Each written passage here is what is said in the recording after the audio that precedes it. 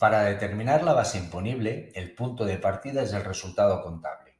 Y a ese resultado contable le añadimos una serie de ajustes extracontables, que pueden ser positivos o negativos, y obtenemos la base imponible previa.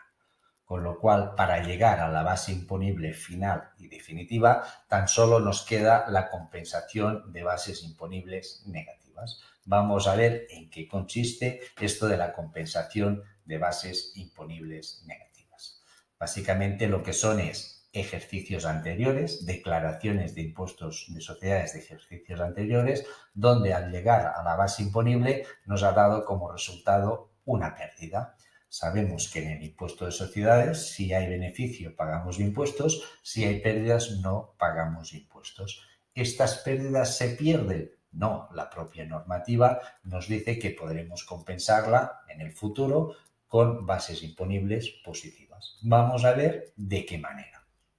El propio artículo 26 de la Ley del Impuesto sobre Sociedades nos dice que las bases imponibles negativas que hayan sido objeto de liquidación en años anteriores podrán ser compensadas sin límite temporal. Importante remarcar lo de sin límite temporal, es decir, que podremos ir a buscar bases imponibles negativas de años anteriores sin ningún tipo de limitación. ¿De acuerdo? Y esto lo podremos compensar con rentas positivas de los periodos impositivos siguientes. A la hora de compensar, sí que tendremos un límite en cuanto a la cantidad a poder compensar, y ese límite vendrá dado por lo siguiente.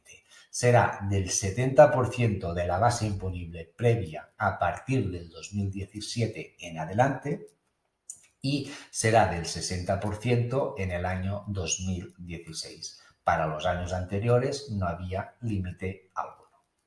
Ahora bien, la propia normativa nos dice que en todo caso, es decir, siempre, se podrán compensar en el periodo impositivo bases imponibles negativas de ejercicios anteriores hasta el importe de 1 millón de euros, con lo cual, sea cual sea el importe, esa limitación de 1 millón de euros podremos utilizarlo independientemente. Y esto se aplicará de la siguiente forma. Vamos a tener dos casos. Por un lado, si el importe de la base imponible negativa es igual o inferior a 1 millón de euros, es decir, si lo que yo quiero compensar es inferior o igual a 1 millón de euros, no habrá problema porque podré compensar la totalidad de la base imponible negativa. Es decir, si yo tengo una base imponible negativa de 600.000 euros para compensar, como siempre y en todo caso podré deducirme 1 millón de euros, al ser la base imponible negativa inferior, si tengo renta positiva pendiente de compensar, la podré compensar en su totalidad. ¿De acuerdo? Si no pudiera compensarla en su totalidad, la diferencia la podría compensar en ejercicios futuros porque no existe límite temporal. Nos podríamos encontrar un segundo caso. Si el importe de esta base imponible negativa es superior a 1 millón de euros, se pueden dar dos situaciones. Y vamos a verlo con un ejemplo numérico que facilite la comprensión de lo que vamos a hablar a continuación. Y vamos a suponer que la base imponible negativa que yo quiero compensar es de 1.100.000 euros. De manera que es superior al tope este de 1 millón de euros. Y nos podemos encontrar, por un lado, si el límite general de compensación es superior a 1 millón de euros, se puede compensar la totalidad de la base imponible negativa si ésta es inferior al límite general. Es decir, si por ejemplo el límite calculado yo lo tengo en 1.200.000, como yo lo que quiero deducirme es 1.100.000, al estar por debajo del límite podría deducirme el 1.100.000 de manera entero, siempre y cuando existieran bases imponibles positivas que absorbieran la totalidad de ese importe. Si la base imponible positiva fuera inferior, compensaría la parte de la base imponible positiva y el resto me lo guardaría para ejercicios futuros. Hay una segunda opción. Si el límite general de compensación es igual o inferior a 1 millón de euros, se puede compensar la base imponible negativa siempre hasta 1.000.000 de euros, porque en todo caso podré compensarme hasta 1.000.000 de euros. Y el exceso quedará pendiente de compensar, ¿para qué? Para los periodos impositivos siguientes. Por ejemplo, si yo calculando el límite me sale que este límite son 800.000 euros, con lo cual ahora tengo dos límites. El calculado, que son 800.000 euros, pero sé que en todo caso me puedo deducir 1.000.000 de euros. Con lo cual, del 1.100.000 que yo quiero deducirme, me podré deducir 1.000.000, porque en todo caso puedo deducirme 1.000.000, y los 100.000 que me quedan de diferencia serán pendientes de compensar a futuro. Una pequeña observación. Este límite del 60 o 70% según el año en que esté no se aplica a las entidades de nueva creación en los 3 primeros periodos impositivos en que se genere una base imponible positiva previa a su compensación. ¿De acuerdo? Visto esto, la ley nos dice que ha querido evitar que se vendan sociedades sin actividad simplemente con la finalidad de que los compradores puedan compensarse bases imponibles negativas acumuladas. Es decir, la administración tributaria se había dado cuenta que empresas que generaban muchos beneficios, a efectos de paliar el efecto impositivo y poder compensar y pagar menos impuestos, lo que hacían era comprar empresas que tuvieran unas pérdidas significativas acumuladas en su impuesto de sociedades y las juntaban y se beneficiaban de esas bases imponibles negativas para no pagar impuestos. A la administración se dio cuenta de esta actuación, ellos la consideraban fraudulenta y establecieron una serie de límites, de manera que habrá una imposibilidad de compensar bases imponibles negativas cuando se cumplan algunas de las siguientes circunstancias. Y nos dice que la mayoría del capital social hubiera sido adquirida por una persona o entidad vinculada con posterioridad a la conclusión del periodo impositivo al que corresponda la base imponible negativa. De manera que cuando la operación se dé entre empresas vinculadas y esa adquisición haya sido con posterioridad a la generación de la base imponible negativa, esta no podrá ser compensada. Y a su vez añade que si las personas o entidades vinculadas hubieran tenido una participación inferior al 25% en el momento de la conclusión del periodo impositivo al que corresponda la base imponible negativa, también habrá imposibilidad de compensar esta base imponible negativa. A su vez, añade una serie de requisitos adicionales que dice que la entidad adquirida se encontrara en alguna de las siguientes circunstancias. Por un lado, que no viniera realizando actividad económica alguna dentro de los 3 meses anteriores a la adquisición. De manera que si se da la circunstancia que esta empresa estaba inactiva en los 3 meses anteriores a la adquisición, las bases imponibles negativas no se podrán compensar. A su vez, que realizara una actividad económica en los 2 años posteriores a la adquisición diferente o adicional a la que realizaba con anterioridad. En la que si adquiere una sociedad y durante los 2 años siguientes lleva a cabo una actividad diferente a la que llevaba anteriormente o una actividad adicional, las bases imponibles tampoco podrán ser compensadas. También que se trate de una entidad patrimonial en los términos establecidos en el artículo 5.2 de la propia LIS. Estos son aquellas sociedades que trabajan con títulos valores, que no producen, no venden, simplemente especulan con inversiones financieras que pueden ser temporales o permanentes. Y finalmente, que la entidad haya sido dada de baja en el índice de entidades, en Hacienda se entiende, por no haber presentado la declaración del impuesto de sociedades correspondiente a 3 periodos impositivos consecutivos. Con lo cual, Hacienda determina que si durante 3 años no presentas el impuesto de sociedades, aparte de que te perseguirán para intentar cobrarlo, sancionarte, etcétera, etcétera, lo que hacen es darte de baja como sociedad en la administración tributaria.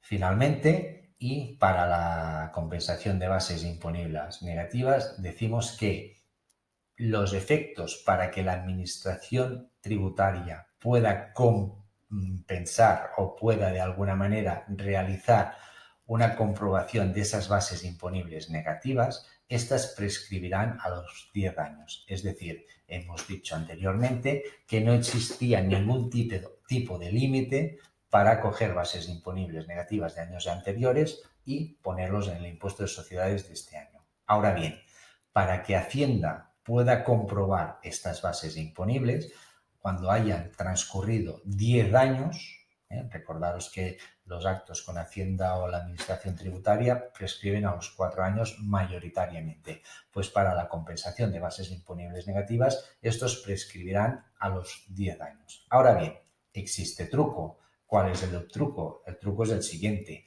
Hacienda te dice, si en el impuesto de sociedades de este año coges una base imponible negativa de hace 15 años, la cual para mí había prescrito porque ya habían pasado los 10 años, si coges una base imponible negativa de hace 15 años y la incorporas en el impuesto de sociedades de este año, como la estás utilizando este año y este año no está prescrito, te voy a poder pedir explicaciones de dónde has obtenido esa base imponible negativa y te la voy a poder comprobar y pedir información al respecto. ¿De acuerdo? Con lo cual, atención importante a la hora de compensar bases imponibles negativas de muchos años atrás porque nos van a pedir seguramente justificación de los mismos. Visto ya la base imponible, es decir, ahora ya tenemos la cantidad valorada sobre la cual tendremos que aplicar el impuesto, vamos a seguir, según el esquema del impuesto sobre sociedades, a hablar del tipo de gravamen. ¿De acuerdo? Que será el porcentaje que aplicaremos a ¿qué? A la base imponible para determinar la cuota íntegra. ¿De acuerdo? La propia normativa de la Ley del Impuesto sobre Sociedades nos dice con carácter general que el tipo de gravamen es del 25% para los ejercicios que se inicien a partir del 1 de enero del 2016. ¿De acuerdo? No obstante, existen algunos tipos de gravamen especiales. Para las empresas de reducida dimensión, que históricamente tenían un tipo mucho más bajo que el general, de momento se mantiene a este mismo 25%. Las cooperativas fiscalmente protegidas tributarán a un 20%, las entidades sin fines lucrativos a un 10%, las entidades de nueva creación, atención a ello, significa que para los periodos impositivos que se inicien a partir de 1 de enero del 2015, se establece un tipo de gravamen que será del 15% para las entidades de nueva creación constituidas a partir de dicha fecha y que realicen actividades económicas, ¿de acuerdo?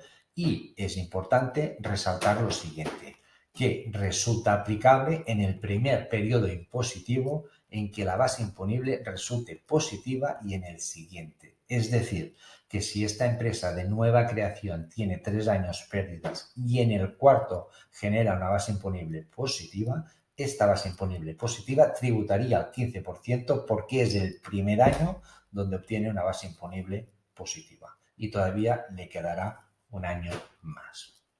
Y finalmente, a título de ejemplo, mencionar que las sociedades y fondos de inversión inmobiliaria tributarían al 1%. Para la obtención de la cuota íntegra, sabemos que es la base imponible por el tipo de gravamen, nos dará la cuota íntegra, ¿de acuerdo?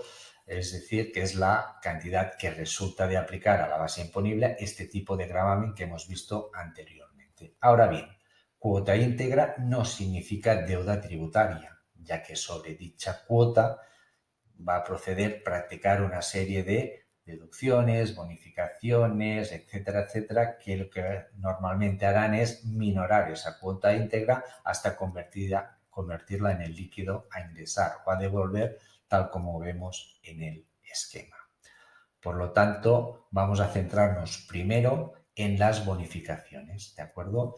Y una bonificación será un descuento que realizaremos directamente en la cuota íntegra, en este caso, y vendrá dado por el porcentaje de bonificación, que normalmente vendrá establecido por ley, por la base sobre la cual calcularemos esa bonificación y lo multiplicaremos por el tipo de gravamen por el cual esté tributando la empresa. Si es una empresa con circunstancias generales normales y habituales, será del 25%. ¿De acuerdo?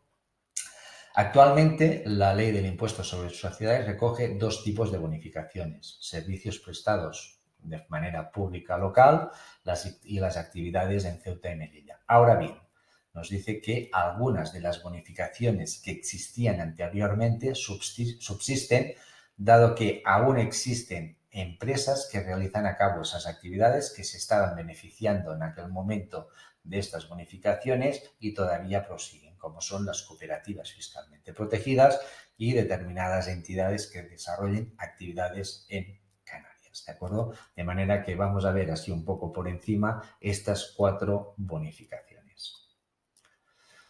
Empezaremos por los servicios públicos locales, con lo cual nos dice que la bonificación será del 99%, ¿de acuerdo? De la cuota íntegra, es decir, prácticamente no va a pagar impuestos. ¿Por qué? Porque su actividad habitual son servicios que deberían realizar normalmente entidades públicas. Como los hacen ellos y se lo ahorran las entidades públicas, lo que hace el Estado a efectos del impuesto de sociedades es decir, mira, pues ya que estás desarrollando una actividad generalmente y socialmente aceptada para la gran mayoría, vamos a tener una bonificación del 99% y prácticamente no pagarías impuestos.